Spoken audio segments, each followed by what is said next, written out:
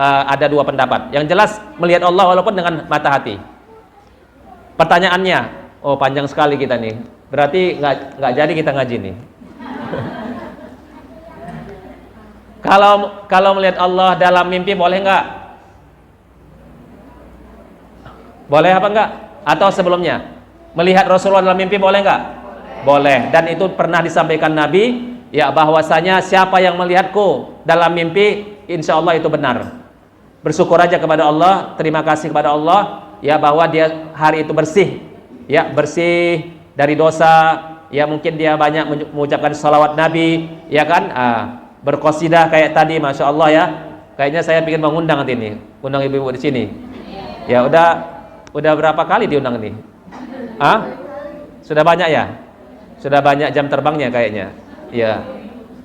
Jadi Rasulullah mengatakan kalau kita melihat Rasulullah dalam mimpi itu benar, maka bersyukurlah, itu adalah nikmat dari Allah.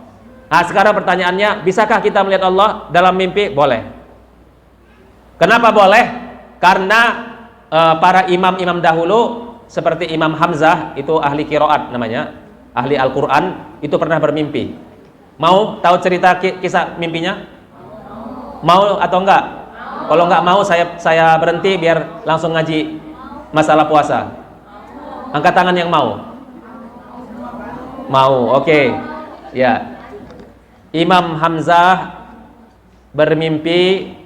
Waktu itu dia bermimpinya itu di dalam sebuah ruangan seperti ini, ya, di majelis gitu. Ya, di majelis ada yang datang kepadanya, terus ditanya kepada Imam Hamzah. Imam Hamzah ini kira-kira hidupnya abad keempat lah saya bilang, maksudnya setelah zamannya sahabat Nabi, tapi beliau rujukan kita dalam Al-Quran. Hamzah, Imam Imam Hafs, Imam Asim, ya, dan lain-lainnya. Itu bagi yang kuliah atau mondok bagian Quran, ya, ngerti lah itu.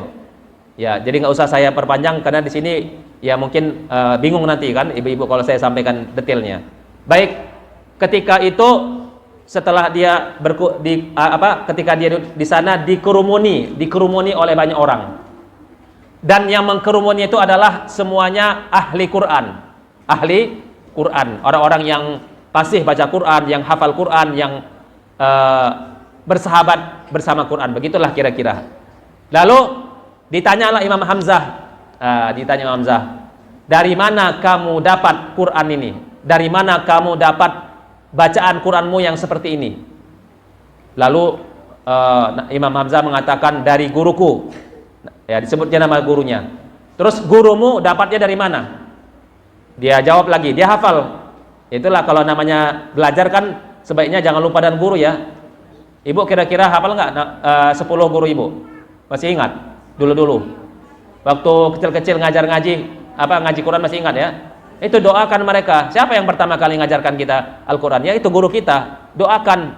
Jangan kita sombong kalau udah pintar baca Quran, ya, taunya kita guru yang terakhir, padahal enggak, guru yang pertama itulah guru kita harusnya. Jadi jangan lupa mereka yang pertama kali ngajarkan kita itu huruf. Maka Imam Hamzah menjawab, guruku diajarkan oleh ini. Terus guru-gurumu ini siapa yang ngajarkannya? Dijawablah, gurunya ini, guru ini. Sampai beberapa guru, baru muncul nama yang berikutnya. Guru ini siapa yang ngajarkannya? Yang ngajarkannya, ya, adalah Ali bin Abi Thalib.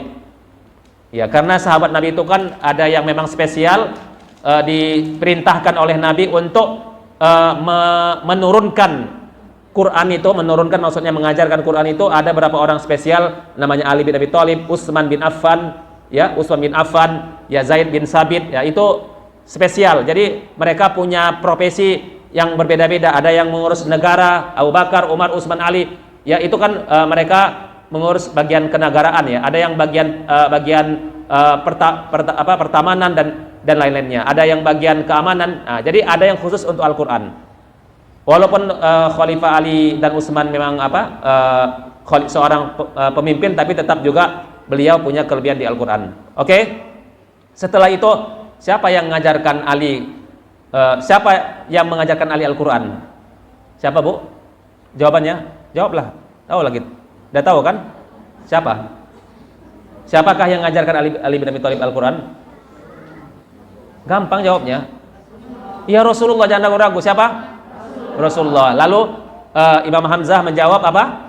Menjawab yang mengajarkan Ali bin Abi Thalib Al-Quran siapa? Rasulullah. Terus ditanya lagi kepada Imam Hamzah ini, siapa yang mengajarkan Rasulullah Al-Quran? Lalu Hamzah mengatakan malaikat Jibril. Siapa? Malaikat Jibril. Terus malaikat Jibril ditanya lagi, siapa yang mengajarkan malaikat Jibril Al-Quran? Lalu Imam Hamzah diam. Kenapa diam? Seharusnya jawabannya apa? Allah. Tahu nggak Bu, Ibu? Di depannya ada Allah. Itu maksudnya.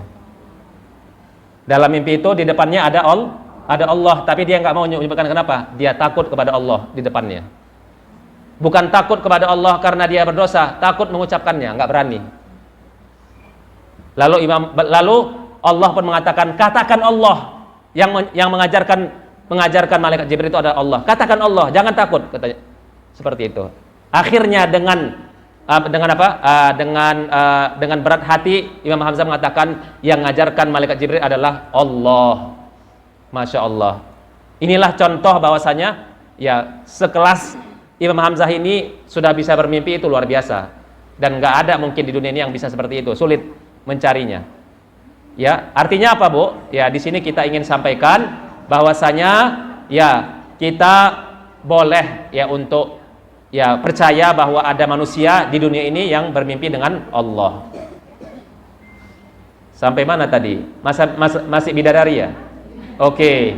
Ya, jadi kalau seandainya kita ingin mau sama-sama dengan suami, silakan nanti ya sepakat dengan suami, ayo di bulan Ramadan ini ya kita coba untuk menyamakan persepsi kita. Menyamakan persepsi, menyamakan standar. Jangan hanya istrinya aja yang kuat ibadah, tapi suaminya kamu aja yang ibadah, berdoa, ya banyak-banyak aku cari rezeki, cari nafkah, tapi sementara dia nggak membagi waktunya untuk beribadah atau lebih taat lagi gitu. Boleh orang yang sibuk sebenarnya apa nggak bisa beribadah? Bisa sebenarnya. Jangan sampai kita mengkambing hitamkan kerja karena kerja nggak bisa tilawah. Salah itu. Ya, gara-gara kita ini salah apa ya? Salah persepsi dan salah sudut pandang yang berbeda sehingga kita itu jadi kecil, jadi nggak bisa apa-apa. Masalahnya kita sebenarnya ucapan kita jadi doa, keyakinan kita jadi doa.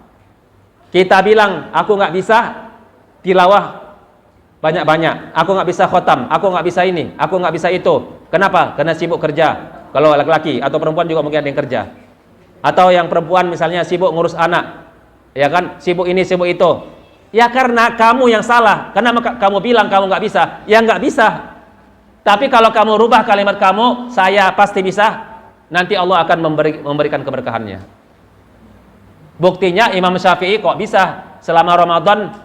Imam Syafi'i itu malam hari khotam 1 kali, satu malam, besok siangnya 1 kali khotam. Berarti 1 bulan berapa kali khotam? 60 kali khatamnya. Bulan Ramadan aja itu. Kok bisa? Karena keyakinan, Bu. Nah, jadi permasalahan kita juga ini saya sampaikan ya secara umum, umat Islam ini kan sekarang berada pada posisi yang di bawah. Kejayaannya, apalagi itu, perekonomiannya, apalagi semuanya lah ya, kesejahteraannya. Kenapa? Karena kita itu dimanjakan, dininabobokkan masalah keyakinan yang salah.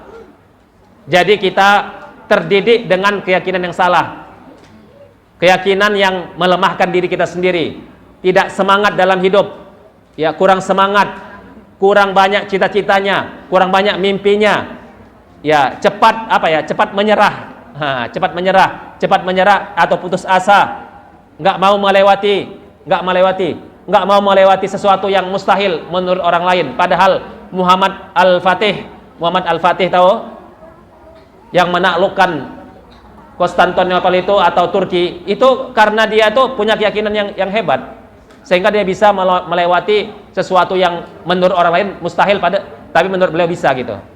Itu kayaknya udah nggak betah lagi nih sama saya, ya. Masih betah nggak? Masih bersama saya, Bu? Iya, alhamdulillah. Kalau saya, Bu, bukan orang suka apa ya, bercanda. Jadi itulah. Jadi kalau sama saya, ya Ibu harus tahan ngantuk, ya, tahan nggak kedip matanya. Supaya apa? Ya supaya ilmunya bisa diserap, ya seperti itu. Saya jarang ngisi-ngisi ceramah seperti ini karena saya pengajar. Ya, saya profesinya pengajar, bukan mubalik, penceramah kayak Ustadz Abu Somad itu. Ya, kalah saya sama beliau itu. Padahal saya sama beliau itu sama-sama satu alma mater kan? Sama-sama dari Medan kami itu. Ya, tapi saya kalah ya. Ya, nasib saya itu ya. Mohon maaf, ya. Padahal Ustadz Abdul Somad itu di Mesir, ya beliau itu pendiam orangnya. Bukan orangnya udah muncul sejak sejak SMA atau aliyah atau pesantren udah bagus, udah punya prestasi, nggak ada prestasinya. Tapi Allah memberikan prestasi setelah selesai dari kuliah dari luar negeri. Ya baik, bismillah. Rukun-rukun puasa saya sampaikan secara umum aja, ada 2 yang paling penting ya. Yang pertama, ya kita harus rukun ini artinya, rukun itu artinya apa? Rukun itu artinya kan merupakan tiang, kayak tiang gini. Jadi kalau nggak ada rukun, kalau nggak ada tiang, bangunan roboh ya. Pondasi. Jadi jika kita ingin melaksanakan puasa, rukunnya jangan ditinggalkan, minimal 2. Kalau sholat banyak pasti kan ya rukunnya, tapi ini kita buat 2 supaya kita bisa ya mencermati pentingnya 2 hal ini. Yang pertama, menahan diri dari yang membatalkannya. Nanti akan dijelaskan yang membatalkan itu, Pak. Apa saja yang membatalkan nanti ada setelah ini. Ya, mulai kapan? Mulai terbit fajar, yaitu azan ya, azan subuh ya, sampai terbenamnya matahari. Jadi sebelum azan subuh masih boleh minum sebenarnya. Ya mungkin ada yang bilang, Ustadz kalau saya minum setelah imsak berarti batal puasa saya. Enggak lah. Ya karena imsak itu kan istihad ya para ulama di Indonesia, itu hanya untuk berhati-hati. 10 menit ya sebelum azan udah ada imsak. Itu untuk apa? Ya nggak apa-apa, bagus. Itu membantu kita biar kita nggak lupa. Oh, ketika sedang makan sudah dengar suara sirine atau suara apalah itu ya. Ya, udah ada aba-aba dari masjid. Ya, itu bagus supaya apa? Supaya kita bersiap-siap untuk menyelesaikan makan kita. Itu manfaatnya. Itu manfaat daripada imsak. Jadi bukan artinya kalau imsak langsung berhenti, enggak. Akhirnya makanan yang enak nggak jadi kan gitu. Ya sayang lah, masa di depan mata udah ada rendang ya kan, udah disiapkan malam-malam ya rendangnya, terus ya ada lagi ikan teri dari Medan gitu kan, enak itu kan ya, harganya juga mahal itu kan. Nah, seperti itu. Jadi ya kita ya tetap aja makan kalau udah imsak ya, imsak makan, tapi kita sudah tahu oh berarti saya akan berhenti beberapa menit lagi, itu maksudnya. Yang kedua pasti nggak boleh kita tinggalkan, yaitu harus ada niat, Bu. Niat itu ada 2 macam. Yang pertama, niat awal Ramadan, Bu. Jadi kalau kita sudah bertemu malam Ramadan, ketika pengumuman dari Kementerian Agama bahwa malam ini besok sudah mulai puasa, malam itu niatkan 1 bulan, Bu. Jadi niatnya aku berpuasa 1 bulan, niatkan dalam diri kita. Ya, itu niat untuk 1 bulan penuh. Baru ada niat yang kedua. Apa yang kedua? Niat setiap puasa. Dan itu biasanya kalau sholat tarawihnya ada sholawatannya, itu ada nawaitu shoma godinnya ada. In wasyama rahimakumullah nawaitu shoma godin an adai fardhi syahri ramadhana hadis sanati lillahi ta'ala. Itu boleh dilakukan dan bagus untuk agar kita jangan lupa. Tapi pada hakikatnya kan niat itu kan dalam hati kan, ya nggak apa-apa diucapkan, ucapkan saja untuk membantu agar besok kita tetap puasa. Makanya kenapa ada yang pertama tadi? Kenapa ada yang pertama? Karena nggak semua orang ingat puasa besok harinya, kadang-kadang dia lupa. Makanya yang pertama, niat pertama itulah yang menutupinya. Saya ulangi sekali lagi supaya paham. Mungkin ada yang selama 30 hari nggak tiap malam dia berniat, lupa dia, bukan sengaja, lupa dia. Nah, makanya tadi disampaikan untuk menutupi kekurangannya, dia sudah berniat di awal Ramadan untuk sebulan. Itu untuk menutupinya. Jangan sampai kita nggak melakukan dua-duanya. Yang 1 bulan penuh nggak kita lakukan, yang tiap malam nggak kita lakukan, ya akhirnya puasa itu kayak seperti puasa biasa, puasa bukan ibadah namanya. Kalau tidak ada niat, itu bukan ibadah namanya ya. Makanya innamal a'malu binniat. Karena ada orang puasa bukan karena ibadah. Ia seperti periksa asam urat, ya periksa gula darah, ya kan? 5 jam, 8 jam katanya. Ya harus dipuasakan dulu. Itu namanya puasa, betul, tapi bukan puasa ibadah. Di sini banyak asam urat nggak? Banyak. Ya. Yang gula darahnya tinggi ada nggak sini? Ada, pasti banyak. Tapi insya Allah kalau puasa Bu, insya Allah lebih sehat lagi. Yakinlah puasa itu yang akan mensehatkan kita. Masalahnya kan kita ini berlebih-lebihan dalam hidup, makan banyak kali. Ya, saya tahu ibu-ibu di depan saya itu kalau makan dikit makannya, tapi di belakang saya makannya banyak itu. Saya tahu. Iya, nggak usah dibohongi saya. Ya, seperti itu. Masalahnya kita itu makan terlalu banyak. Ya, makan banyak kali, ya minumnya banyak kali. Ini orang Medan ya, bicara langsung ini. Ya, makan terlalu banyak, minum terlalu banyak. Minum boleh banyak, tapi jangan sampai minumnya itu minum yang bukan alami kan begitu. Ya, makannya terlalu banyak. Akhirnya apa? Muncul apa? Penyakit. Itu masalahnya. Jadi kalau ibu mau apa? Kalau menurut saya pribadi, sebenarnya kunci untuk sehat itu bukan karena menghindari, bukan.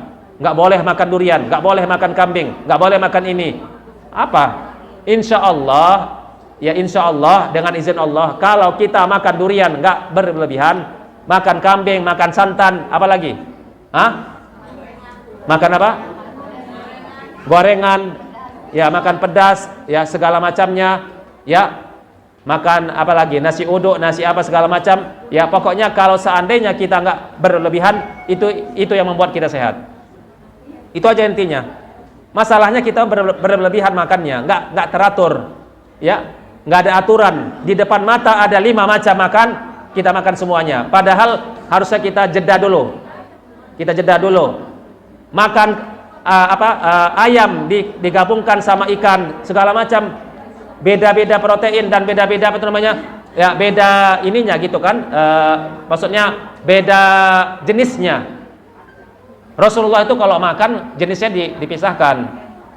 Jangan kita gabung-gabungkan semua. Nah, ini kesalahan kita. Makan ikan, ya ikan apa itu? Ya ikan dori namanya. Ikan dori kah namanya? Ikan apa namanya? Ya ikan. Terus ada apa lagi? Ada daging. Daging apa? Daging ayam sama daging sapi. Dimakan semua tiga-tiganya. Satu kali makan. Seharusnya enggak, dijeda. Itu masalahnya. Cara makan kita pun enggak benar masalahnya. Tapi kalau ibu mau lebih apa nanti? Kalau mau lebih apa ya? Lebih dapat ilmunya yang mantap, undang aja nanti. Undang aja ibu negara. Tahu ibu negara? Ya, ibu negara itu undang kalau mau tentang ya bagaimana cara sehat ya untuk seorang wanita yang bisa bertahan usianya misalnya ya 80 tahun tapi masih bisa naik tangga misalnya. Ya, seperti itu. Dan bisa melahirkan 10 kali misalnya. Seperti itu. Baik. Yang membatalkan ya sekarang. Waktu saya udah habis, Bu. Ya. Saya terserah supir aja.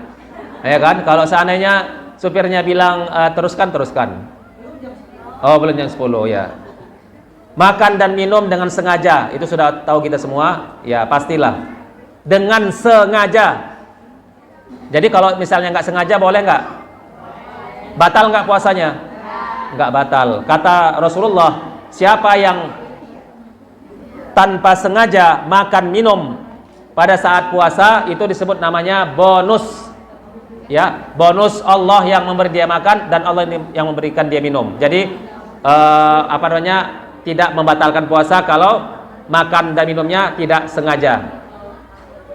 Siapa yang pernah makan dan minum sengaja tanpa sengaja waktu puasa? Ada ya? Nggak pernah. Nikmat itu, Bu.